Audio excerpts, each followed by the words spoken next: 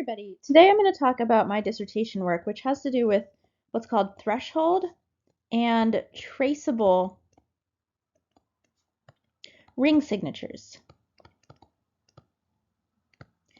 And basically, what I'm going to do is I'll explain what ring signatures are, and then I'll talk about why they're important, and then how I achieved the results that I did. But even before we go into that, I need to tell you a story about why cryptography at all is important and interesting. And the way that I'm going to do this is, well, let's think about how the pessimist always sees the glass as half empty and the optimist always sees the glass as half full. So I would say that cryptography is kind of the pessimist's job.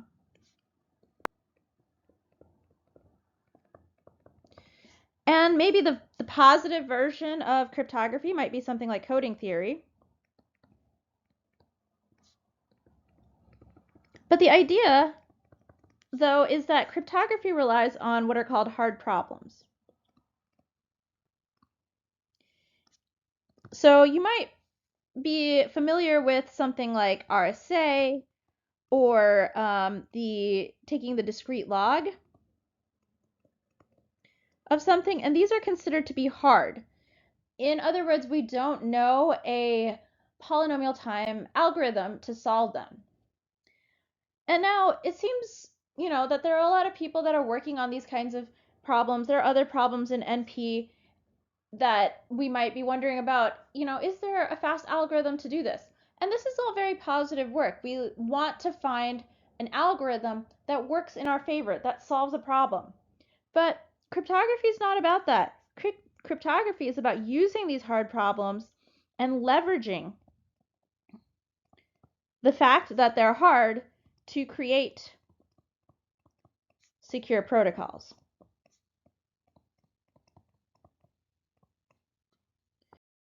Now, what do I mean by secure? So secure is basically, in all of cryptography, is going to be defined in this way. If P is a hard problem, then my protocol, pi, is secure. With respect to whatever I mean by secure in this context.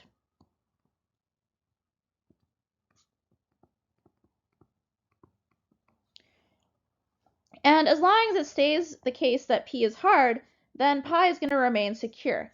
And the way you actually end up proving that is by reduction. We'll assume for the sake of contradiction that pi is not secure, and then eventually get to P being easy to break.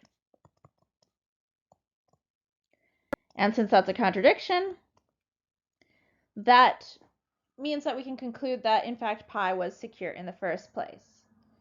So this is very cool in a way of thinking, in that we're leveraging the fact that we don't know how to do something to build things that are useful for us on top of that. I guess you could argue that, it's all built on a pretty flimsy foundation, and the second you find out P is not hard, then you're in trouble and you have to find things. But that just leads to more research, and there's many more hard problems still left behind until such time as we discover whether P is equal to NP or not. Now, in terms of problems being broken, it actually turns out RSA and discrete log are quantum insecure. Which means if you have a quantum computer, you can actually solve RSA or discrete log types problems in polynomial time. And this is due to something called Shor's algorithm.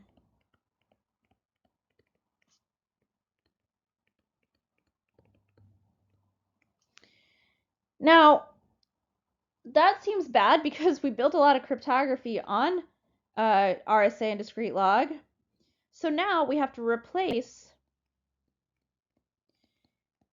these problems with those that are quantum secure. Well, we don't really know if they're quantum secure yet. It's just that we think they are. We just haven't broken them yet. And that includes problems like syndrome decoding, which is a specific coding theory type of problem. But more generally, we have general cryptographic assumptions like one-way functions, which are not built on any particular algebraic structure or anything like that. And because these are more general, a lot of times you might say, well, this is going to be more useful because, even if you break a particular one-way function, it doesn't necessarily mean that the concept of one-way functions is not a hard problem after all. And so finally, we've set ourselves up enough to start thinking about what I'm doing with ring signatures. So a ring signature, well, let's start with a signature, actually. A digital signature is where there's a person who wants to sign a message and send it out to the world, such that the world will check, they'll verify, and they'll be convinced that the signature really did come from, let's call this person Alice.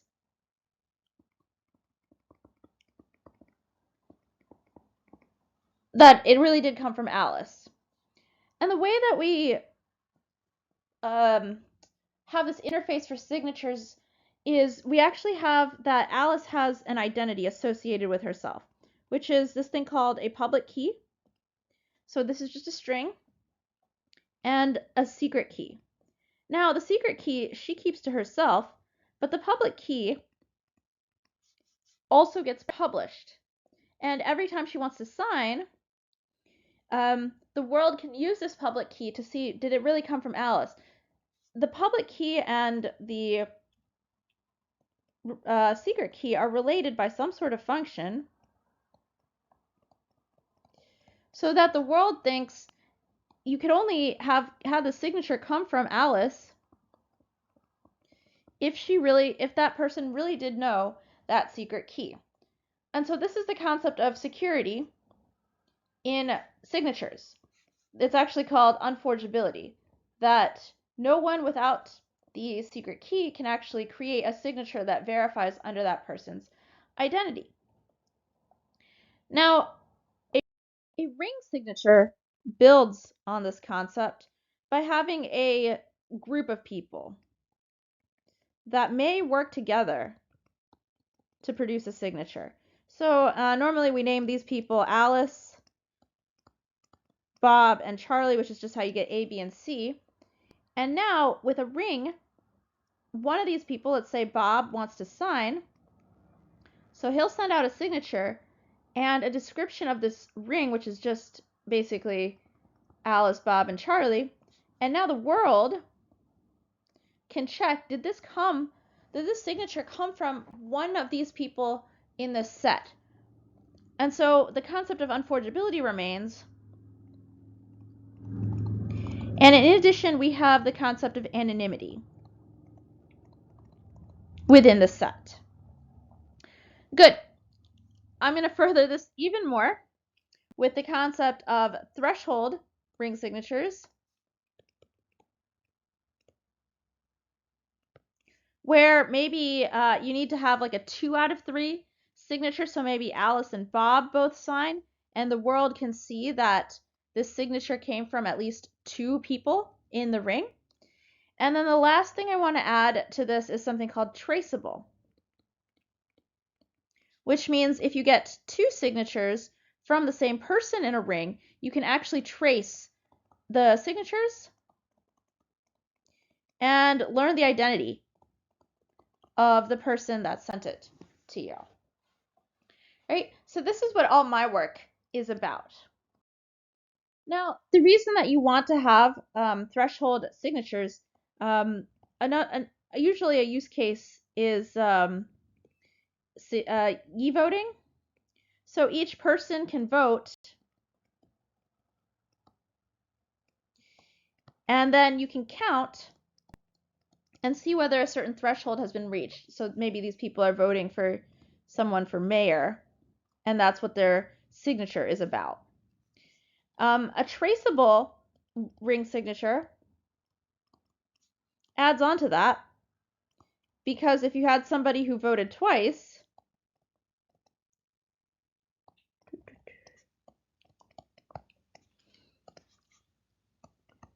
and maybe tried to double vote, you could actually reveal their identity.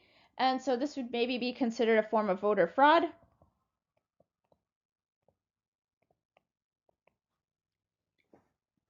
In which case you might want to disallow that person from voting again, something like that.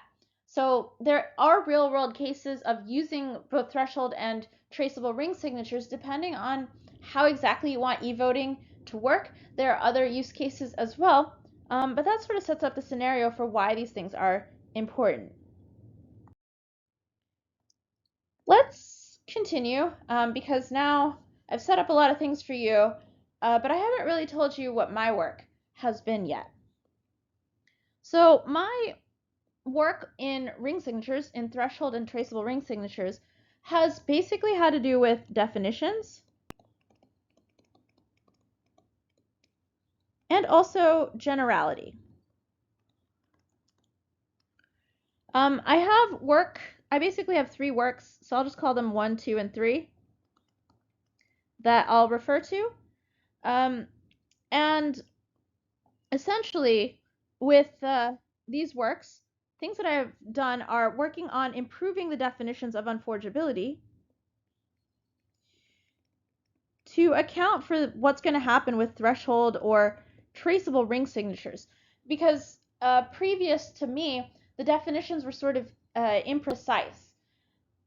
And we know as computer scientists, it's really important to have a very precise definition. Otherwise, what are you checking against? And so it was unclear whether things were true or not, and what you were actually proving. Another problem that was there along with the definitions was this concept of generality. So there's a lot of ring signatures that are based on problems like RSA, discrete log, which are quantum broken. There are also works that are based on what we think of as quantum secure problems like syndrome decoding. But we really wanted to have ring signatures, threshold ring signatures, from those more general sorts of cryptographic assumptions. So as I've mentioned before, one-way functions, and as well, you'll see things like Sigma protocols. This is something that I've done, and VRFs. I know I haven't explained what these things are, but the point is that these are more general assumptions than a specific hardness assumption. And the last thing I do want to point out is this concept of quantum security. I've mentioned before that problems like RSA and discrete log are no good. And in fact, there were works that used things like syndrome decoding, and these seem like they should be fine, but there was another problem. The proof has to be quantum secure.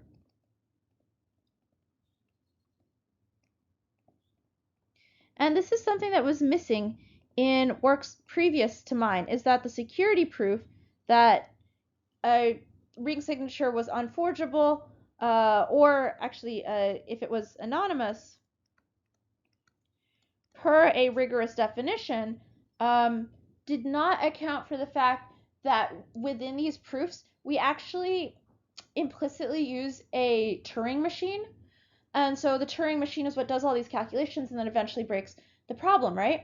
Now, the thing that was missing was we were now considering a quantum Turing machine, and the big punchline here is that you cannot rewind trivially a quantum Turing machine, because the machine can actually quote unquote notice that it has been rewound, and this can mess up your computations in the future. So the idea for why that is a little bit funky. I can talk about it more later, but the point is that the proofs that were written for ring signatures, threshold and traceable ring signatures, did not account for having actually a quantum computer to break the problem. A word I haven't used yet is adversary. So this quantum computer, this quantum Turing machine, is what we know as an adversary. So let me actually get you into talking about my works 1, 2, and 3. So 1, I did threshold ring signatures. And this is where I had new definitions and quantum security, relying only on general assumptions. Which the only thing I actually used here was something called a trapdoor commitment scheme.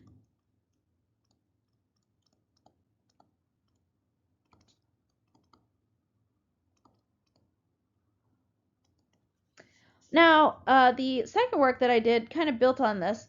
So with this threshold, the way I have talked about it, I have kind of hidden this, is this in this threshold, the people that want to join the threshold actually have to talk to each other before producing the signature.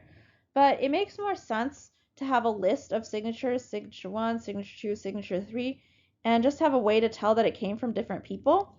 And so this is what I did with my second paper, which is log-sized intersigner anonymous ring signatures, threshold ring signatures.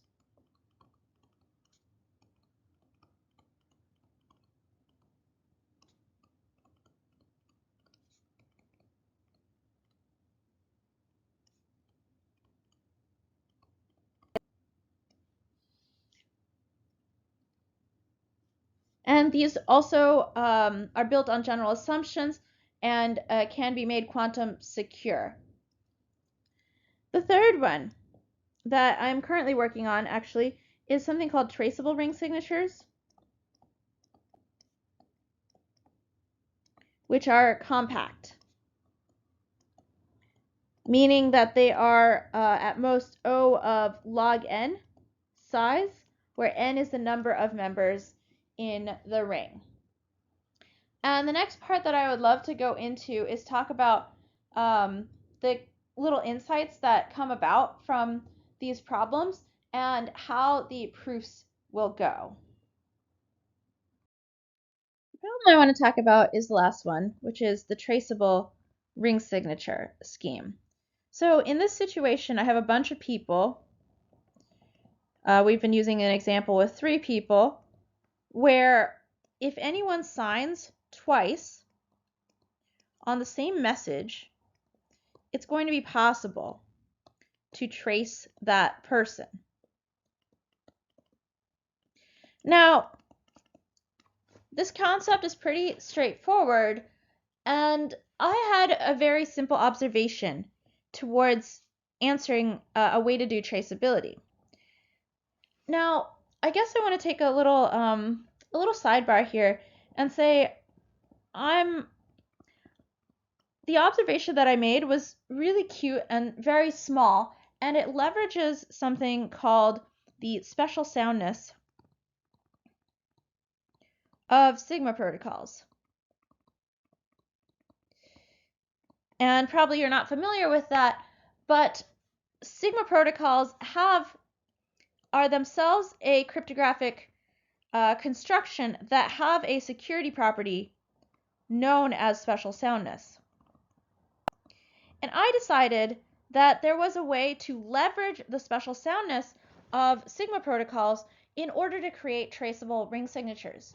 So here, the point is that I had a very small observation that I realized had an application towards something else that I wanted to build. But let me explain to you what any of this actually means. So let me explain to you what any of this means. First of all, I do want to talk about what a Sigma protocol is.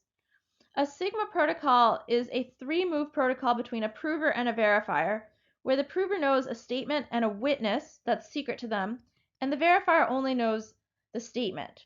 The prover and verifier will talk to one another and it takes 3 steps. And at the end, the verifier is going to take the transcript which is the 3 steps, and then verify whether the prover must have really known the witness associated to this statement. So you can actually prove any NP language. You can actually prove that you know the witness to any NP language in this way. Let me talk about what these steps are. The prover is going to use their witness to create what's called a commitment step. And the verifier is going to then pick a random challenge from anywhere in whatever the challenge space is. And the prover is then going to use the commitment and the challenge to compute the response. Now, one property that we want these Sigma protocols to have is what's called soundness. So this is a security property, meaning that the prover can't prove a false statement, or the prover can't prove something that they don't know the witness of. And the way that you actually go about proving this is what's interesting. You use 2 transcripts. With transcript 1, it's commitment and then challenge and then response. And then for the transcript 2, the commitment step stays the same, but there's a new challenge, and therefore the prover will have a new response for that challenge. If it is then possible to extract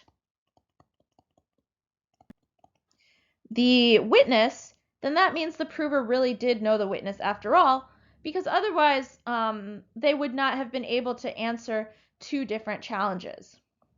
All right, so the points of interest here are, look, this commitment is the same in both steps. It's the challenge that changes. And normally this is a security property that we use for Sigma protocols. My observation was, I think this can be used to force somebody to create 2 proofs that have the same first step, and that can be used to trace a signer for traceable ring signatures. So let's walk through a ring signature real quick. What the basic properties that you need to have are. So remember I said you had a set of people, so it actually turns out that all the sets, all the public keys of everyone in the ring are known. Let's say we have n people. I've been showing 3. And each person has an associated secret key that they keep to themselves in there. Now, what you do to prove a ring signature, basically you need to prove I know a secret key associated to PK1 or PK2 or blah, blah, blah, all the way to PKN. And you embed a message into this proof to actually have it be a signature on a particular message. So that's the basic idea of a ring signature, is just basically proving this membership in this set without revealing exactly which member you are.